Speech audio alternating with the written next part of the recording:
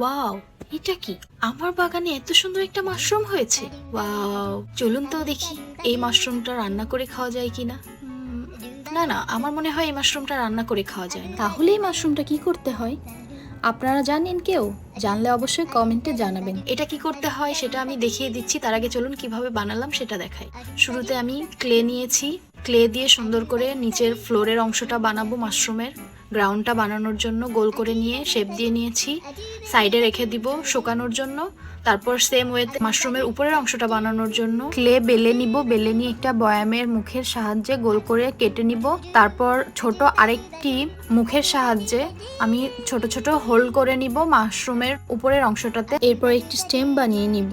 আর তারপর কিছু ছোট ছোট ফুল, একটা ডোর, আমি কিছু ডিটেলস অ্যাড করব যেগুলো আমি ক্লে দিয়ে বানিয়ে নিয়েছি। তো এবার আমি গ্লুর সাহায্যে স্টেমটা মাশরুমের গ্রাউন্ডের সাথে অ্যাটাচ করে দিব। এখানে আমার একটু ভুল হয়েছে, আমি কালারটা আগে করে নিলে ভালো হতো। আপনারা অবশ্যই কালারটা আগে করে নেবেন, তারপর অ্যাটাচ করবেন। তো আমি সবগুলো একে একে আমার পছন্দ মতো কালার করে গ্লুর সাহায্যে অ্যাটাচ করে দিব সবকিছু পার্ট বাই পার্ট, দেখতে পাচ্ছেন। এরপর মাশরুমের উপরের অংশটাতে কিছু ডিটেলস অ্যাড করব যেগুলো ছোট ছোট ডট, যেটা ছাড়া মাশরুম আসলে ইনকমপ্লিট বলা যায়।